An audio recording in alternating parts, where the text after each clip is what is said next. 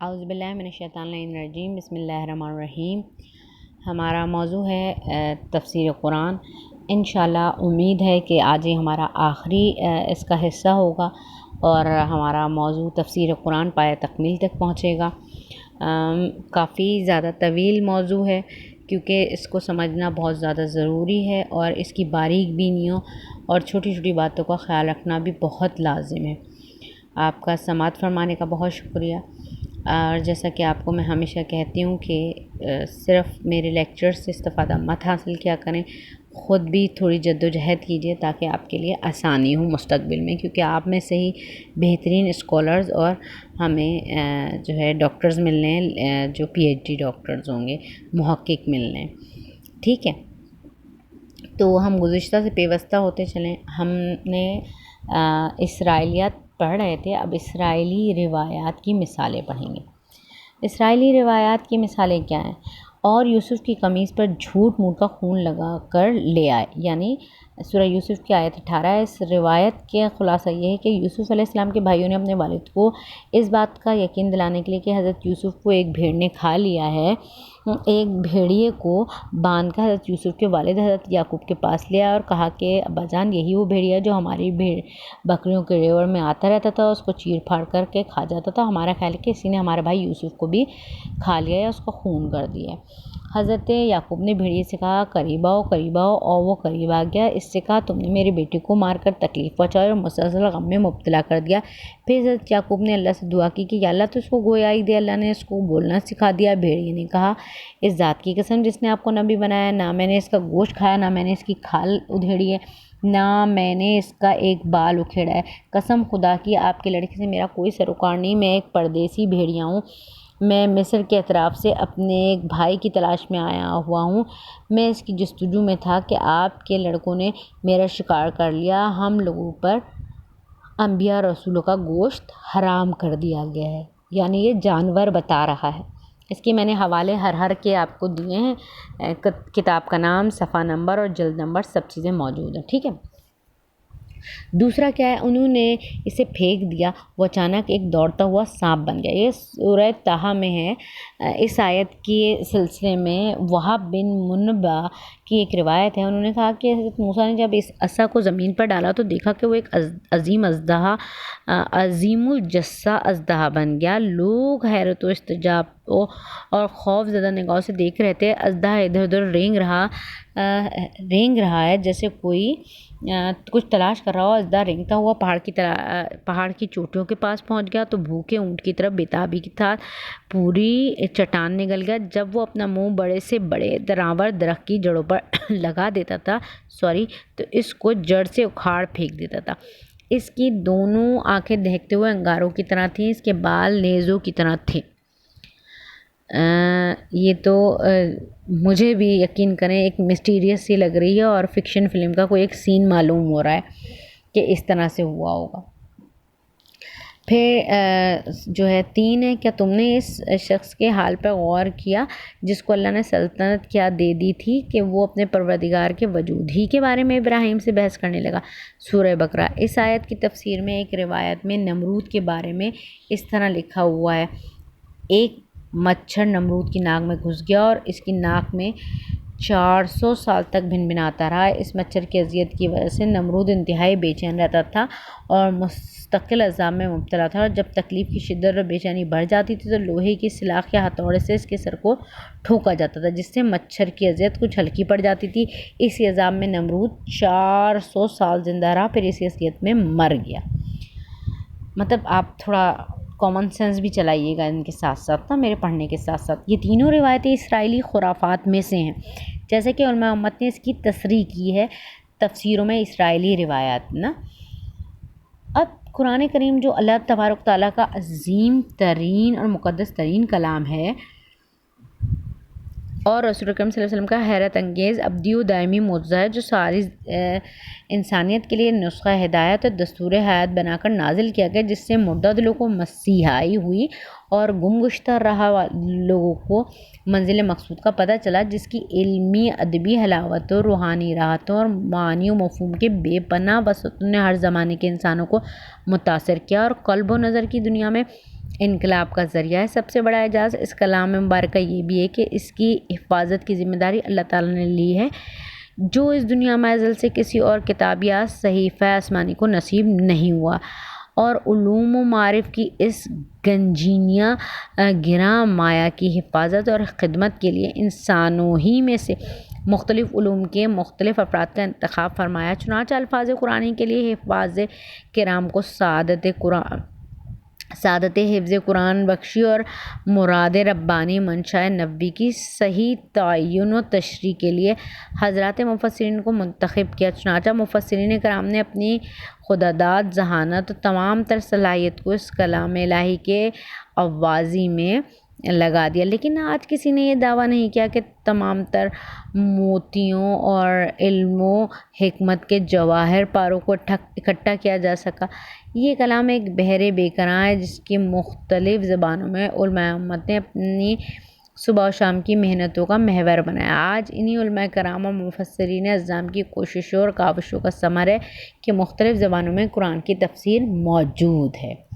اہل کتاب کی روایات نقل کرنے والے حضرات عہد صحابہ اور اس کے بعد کے ادوار میں بھی تفسیر قرآن کے ماخذ کے طور پہ یہود و نصارہ رہے ہیں، کیونکہ قرآن کریم بعض مسائل میں عموماً اور قصص الانبیاء اور اقوام سابقہ کے قوائف و احوال میں خصوصاً تورات کے ساتھ ہم آہنگ ہے۔ اسی طرح قرآن کریم کے بعض بیانات انجیل سے بھی ملتے ہیں، مثلاً حضرت عیسیٰ علیہ السلام کی ولادت کا واقعہ اور ان کے معجزات وغیرہ۔ البتہ قرآن کریم نے جو طرز و منہج اختیار کیا ہے وہ تورات و انجیل کے اسلوب بیان سے بڑی حد تک مختلف ہے۔ قرآن کریم کسی واقعے کی جزیات و تفصیلات بیان نہیں کرتا، بلکہ واقعے کی صرف اسی جز پر اکتفا کرتا ہے جو عبرت و موعظت کے نقطۂ نظر سے ضروری ہوتا ہے۔ یہ انسانی فطرت ہے کہ تفصیلی واقعے کو پسندیدگی کی نگاہ سے دیکھا جاتا ہے۔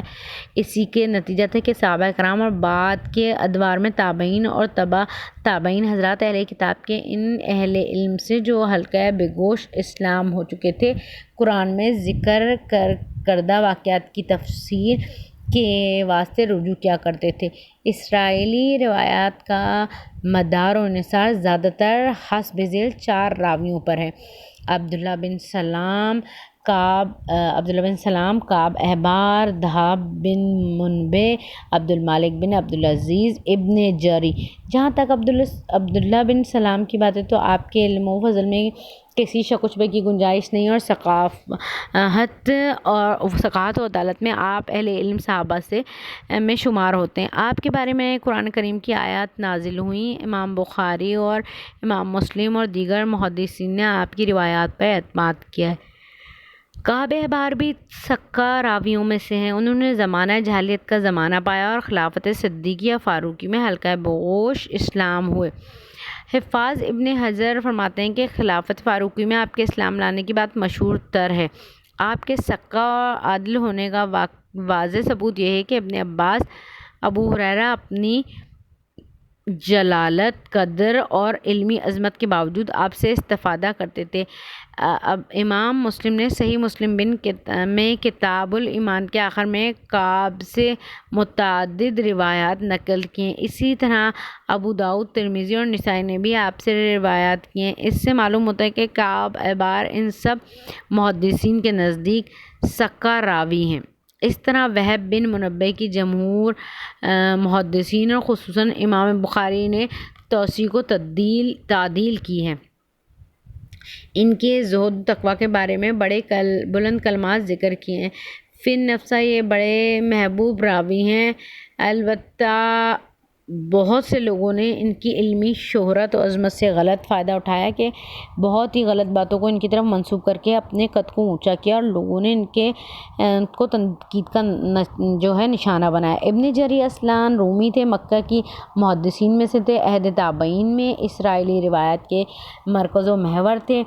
تفسیر طبری میں نصارہ سے متعلق آیات کی تفسیر کارآمد کا مدار انہی پر ہے۔ ان کے بارے میں علماء کے خیالات مختلف ہیں، بعض نے توثیق کی ہے تو بعض نے تضعیف بھی کی ہے۔ بکثرت علماء آپ کو مدلس قرار دیتے ہیں، آپ کی مرویات پر اعتماد نہیں کرتے، مگر بائن ہمیں امام احمد بن حنبل، ان کو علم کا خزانہ قرار دیتے ہیں۔ بہرحال ابن جری سے منقول تفسیری روایات کو حزم و احتیاط کی نگاہ سے دیکھنا چاہیے۔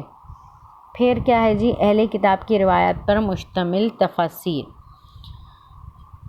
اہل کتاب کوئی ایسی کتاب جس میں خاص اسرائیلی اہل کتاب کی روایات کے جمع کرنے پر توجہ دی گئی ہو، ایسی تو کوئی تفسیر نہیں۔ البتہ آیات کی تفسیر میں عموماً کتب تفسیر میں اسرائیلی روایات بھی ذکر کی گئی ہیں، جس کا علم راوی کو دیکھ کر یا پھر ان کی بیان کردہ باتوں کو اصول شرعیہ کی روشنی میں پرکھ کر معلوم کیا جا سکتا ہے۔ مولانا اسیر ادروی صاحب کی ایک کتاب اردو میں تفسیروں میں اسرائیلی روایات کے نام سے آ چکی ہے، جس کے مقدمے میں اسرائیلی روایات سے متعلق عمدہ بحث اکٹھا کر دی ہے، اور پھر جو اسرائیلی روایت ان کو معلوم ہو سکی ان پر الگ الگ کلام کیا ہے، اور معتبر تفاسیر سے ان کا اسرائیلی روایات کے قبیل سے ہونا بھی ظاہر کیا ہے۔ اب آگے ہے ناسخ اور منسوخ، ٹھیک ہے۔ اب ہم آپ کو جو یہ بات پہلے ہی درس میں سب سے پہلے شاید میں آپ کو سمجھا چکی تھی کہ ناسخ کیا ہے اور منسوخ کیا ہے۔ ناسخ اور منسوخ سمجھنا بہت زیادہ آپ کے لیے لازم ہے، کیونکہ یہ بار بار لفظ آپ سے ٹکرانے والا ہے۔ نسخ کے لغوی معنی ہے مٹانا، ازالہ کرنا، اور اسلام میں اس کی تعریف یہ ہے کسی حکم شرعی کو کسی شرعی دلیل سے ختم کر دینا۔ مطلب یہ ہے کہ بعض مرتبہ اللہ تعالیٰ کسی زمانے کے حالات کے مناسب ایک شرعی حکم نافذ فرماتا ہے، پھر کسی دوسرے زمانے میں اپنی حکمت بالغہ کے پیش نظر اس حکم کو ختم کر کے اس جگہ کو نیا حکم عطا فرماتا ہے۔ اس عمل کو نسخ کہا جاتا ہے، اور اس طرح جو پرانا حکم ختم کیا جاتا ہے اس کو منسوخ، اور جو نیا حکم آتا ہے اسے ناسخ کہتے ہیں۔ نسخ کا مطلب رائے کی تبدیلی نہیں ہوتا، بلکہ ہر زمانے میں اس دور کے مناسب احکام دینا ہوتا ہے۔ ناسخ کا کام یہ نہیں ہوتا کہ وہ منسوخ کو غلط قرار دے، بلکہ اس کا کام یہ ہوتا ہے کہ وہ پہلے حکم کی مدت نفاذ متعین کر دے اور یہ بتلا دے کہ پہلا حکم جتنے زمانے میں نافذ رہا اس زمانے کے لحاظ سے تو وہی مناسب تھا، لیکن اب حالات کی تبدیلی کی بنا پر ایک نئے حکم کی ضرورت ہے۔ جو شخص بھی سلامت فکر کے ساتھ غور کرے گا وہ اس نتیجے پر پہنچے بغیر نہیں رہ سکتا کہ یہ تبدیلی حکمت الہیہ کے عین مطابق ہے۔ حکیم وہ نہیں جو ہر قسم کی حالات میں ایک ہی نسخہ پلاتا رہے، بلکہ حکیم وہ ہے جو مریض اور مرض کے بدلتے ہوئے حالات پر بالغ نظری کے ساتھ غور کر کے نسخے میں اس کے مطابق تبدیلیاں کرتا رہے۔ یہ بہت غور طلب نسخہ ہے، بہت غور طلب نقطہ ہے کہ دیکھیں آپ کو کتنی سادہ سی مثال دی ہے کہ ڈاکٹر یا حکیم وہی نہیں ہوتا کہ آپ کو ساری بیماریوں میں ایک ہی دے، نزلے میں بھی وہی دے، ٹائیفائڈ میں وہی دے، کھانسی میں وہی دے، سب جدا جدا ہوتی ہیں ہر چیز۔ اچھا، اب ہم منسوخ اور آیتوں کے بارے میں جانیں گے کہ منسوخ آیتیں کون سی ہیں۔ یہ تو آپ کو کلیئر ہو گیا کہ ناسخ اور منسوخ کیا ہے۔ متقدمین کی اصطلاح میں نسخ کا مفہوم بہت وسیع تھا، اس لیے انہوں نے منسوخ آیات کی تعداد بہت زیادہ بتائی، لیکن علامہ جلال الدین سیوطی نے متاخرین کی اصطلاح کے مطابق لکھا ہے کہ پورے قرآن میں کل 19 آیتیں منسوخ ہیں۔ اس کا ریفرنس یہاں پہ موجود ہے۔ پھر آخری دور میں شاہ ولی اللہ صاحب محدث دہلوی نے ان 19 آیتوں پر مفصل تبصرہ کر کے صرف 5 آیتوں میں نسخ تسلیم کیا اور باقی آیات میں ان تفسیروں کو ترجیح دی جن کے مطابق انہیں منسوخ مانا نہیں پڑتا۔ ان میں سے اکثر آیتوں کے بارے میں شاہ صاحب کی توجیہات نہایت معقول اور قابل قبول ہیں، لیکن بعض توجیہات سے اختلاف بھی کیا جا سکتا ہے۔ جن 5 آیات کو انہوں نے منسوخ تسلیم کیا ہے وہ یہ ہیں: جب تم میں سے کسی کے سامنے موت حاضر ہو جائے، اگر وہ مال چھوڑ رہا ہو تو اس پر والدین اور اقربا کے لیے وصیت بالمعروف کرنا فرض قرار دے دیا گیا ہے۔ یہ حکم متقیوں پر لازم ہے۔ سورہ بقرہ کی آیت ہے۔ یہ آیت اس زمانے میں لازم تھی جب میراث کے احکام نہیں آئے تھے، اور اس میں ہر شخص کے ذمہ یہ فرض قرار دیا گیا تھا کہ وہ مرنے سے پہلے اپنے ترکے کے بارے میں وصیت کر کے جائیں کہ ان کے والدین یا دوسرے رشتہ دار کو کتنا مال تقسیم کیا جائے۔ بعد میں آیات میراث سورہ نساء نے اس کو منسوخ کر دیا اور اللہ تعالیٰ نے تمام رشتہ داروں میں ترکے کی تقسیم کا ایک ضابطہ خود متعین کر دیا۔ اب کسی شخص پر مرنے سے پہلے وصیت کرنا ضروری نہیں رہا۔ اس کا ذکر ہے سورہ انفال میں، ٹھیک ہے۔ اب کیا ہے، اگر تم میں سے 20 آدمی استقامت رکھنے والے ہوں گے تو وہ 200 پر غالب آ جائیں گے، اگر تم میں سے 100 آدمی ہوں گے تو 1000 آدمی پر غالب آ جائیں گے، کیونکہ یہ کافر ایسے لوگ ہیں جو صحیح سمجھ نہیں رکھتے۔ سورہ انفال کی آیات ہیں یہ آیات اگرچہ بظاہر ایک خبر ہے لیکن معنی کے لحاظ سے ایک حکم ہے، وہ یہ کہ مسلمانوں کو اپنے سے 10 گنا زائد دشمن کے مقابلے سے بھاگنا جائز نہیں۔ یہ حکم اگلی آیت کے ذریعے منسوخ کر دیا گیا۔ اب اللہ تعالیٰ نے تمہارے لیے آسانی پیدا کر دی ہے، اللہ کو علم ہے کہ اب تم میں سے کچھ کمزوری ہے، بس اب اگر تم میں سے 1000 افراد استقامت رکھنے والے ہوں گے تو وہ 200 پر غالب رہیں گے، اگر تم میں سے 1000 ہوں گے تو 2000 پر اللہ کے حکم سے غالب ہوں گے، اور اللہ صبر کرنے والوں کے ساتھ ہے۔ سورہ انفال۔ اس آیت نے پہلی آیت کے حکم پر تبدیلی پیدا کر دی اور 10 گنے دشمن کے بجائے 2 گنے کی حد مقرر کر دی۔ اس حد تک راہ فرار اختیار کرنا جائز نہیں۔ تیسری آیت جسے شاہ صاحب نے منسوخ قرار دیا ہے سورہ احزاب کی آیت ہے، اے نبی آپ کے لیے اس کے بعد عورتیں حلال نہیں ہیں اور نہ یہ حلال ہیں کہ ان کے موجودہ ازواج کو بدل کر دوسری عورتوں سے نکاح کریں، خواہ ان کا آپ کا حسن پسند آ جائے۔ سورہ احزاب میں ان آیات میں حضرت صلی اللہ علیہ وسلم کو مزید نکاح کرنے سے منع فرما دیا گیا تھا، بعد میں یہ حکم منسوخ کر دیا گیا اور ان کی ناسخ آیت وہ ہے جو قرآن کریم کی موجودہ ترتیب میں جو ہے ذکر ہے اس کا نا۔ اب کیا ہے، اے نبی ہم نے آپ کے لیے آپ کی وہ ازواج حلال کر دی ہیں جنہیں آپ نے ان کو مہر دیا ہے۔ سورہ احزاب کی 50ویں آیت ہے۔ شاہ صاحب وغیرہ کا کہنا ہے کہ اس کے ذریعے سابقہ ممانعت منسوخ ہو گئی، لیکن حقیقت یہ ہے کہ اس آیت میں نسخ یقینی نہیں بلکہ اس کی وہ تفسیر بھی بڑی حد تک بے تکلف اور سادہ ہے جو حافظ ابن جریر نے اختیار کی، یعنی یہ کہ یہ دونوں آیتیں اپنی موجودہ ترتیب کے مطابق ہی نازل ہوئی ہیں۔ والی آیت میں اللہ تعالیٰ نے کچھ مخصوص عورتوں کا ذکر فرمایا ہے کہ ان کے ساتھ نکاح آپ کے لیے حلال ہے، پھر اگلی آیات احزاب میں ارشاد فرمایا ہے کہ ان کے علاوہ دوسری عورتیں آپ کے لیے حلال نہیں ہیں۔ چوتھی آیت جو شاہ صاحب کے نزدیک منسوخ ہے سورہ مجادلہ کی آیت ہے، ایمان والو تم کو رسول اللہ سے سرگوشی کرنی ہو تو خاموشی سے سرگوشی کیا کرو نا۔ رسول اللہ صلی اللہ علیہ وسلم سے سرگوشی کرنی ہو تو سرگوشی سے پہلے کچھ صدقہ بھی دے دیا کرو، یہ تمہارے لیے باعث خیر و طہارت ہے، پھر اگر تمہارے پاس صدقہ کرنے کے لیے کچھ نہ ہو تو اللہ تعالیٰ تمہیں بخشنے والا اور مہربان ہے۔ سورہ مجادلہ۔ یہ آیت اگلی آیت سے منسوخ ہو گئی۔ کیا تم اس بات سے ڈر گئے کہ تم اپنے سرگوشی سے پہلے صدقات پیش کرو؟ بس جب تم نے ایسا نہیں کیا اور اللہ نے تمہاری توبہ قبول کر لی، اب نماز قائم کرو، یعنی نماز قائم رکھو، زکوٰۃ ادا کرتے رہو، اللہ اور اس کے رسول کی اطاعت کرو۔ سورہ مجادلہ۔ اس طرح سرگوشی سے پہلے صدقہ کرنے کا حکم منسوخ قرار دے دیا گیا۔ 5ویں آیت سورہ مزمل کی مندرجہ آیت ہے، اے مزمل، حضرت صلی اللہ علیہ وسلم سے مراد ہے رات کو تہجد میں کھڑے رہیں مگر تھوڑا سا حصہ آدھی رات یا اس میں سے بھی کچھ کم کر دیجیے۔ اس آیات میں رات کے کم از کم حصے میں تہجد کی نماز کا حکم دیا گیا تھا، بعد میں اگلی آیتوں نے اس میں آسانی پیدا کر کے سابقہ حکم منسوخ کر دیا۔ وہ آیتیں یہ ہیں، یہ آپ کے لیے آسانی کے لیے قریب کر دیا گیا۔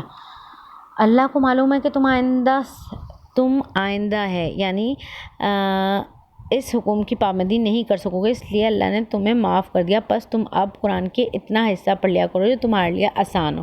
سورہ مزمل۔ شاہ صاحب نے کی تحقیق یہ کہ تہجد کا حکم واجب تو پہلے بھی نہیں تھا، لیکن پہلے اس میں زیادہ تاکید بھی اور اس وقت بھی زیادہ وسیع تھا، بعد میں تاکید بھی کم ہو گئی اور اس وقت کی اتنی پابندی بھی نہ رہی۔ یہ ہیں وہ 5 آیتیں جن میں شاہ صاحب کے قول کے مطابق نسخ ہوا ہے، لیکن یہ واضح ہے کہ 5 مثالیں صرف اس صورت کی ہیں جس میں ناسخ اور منسوخ دونوں قرآن کریم کے اندر موجود ہیں۔ اس کے علاوہ ایسی مثالیں قرآن کریم کے باتفاق بہت سی ہیں جن میں ناسخ وہ قرآن کریم میں موجود ہے لیکن منسوخ موجود نہیں ہے، مثلاً تحویل قبلہ کی آیات وغیرہ۔ السلام علیکم ورحمۃ اللہ وبرکاتہ۔ سننے کا بہت بہت شکریہ۔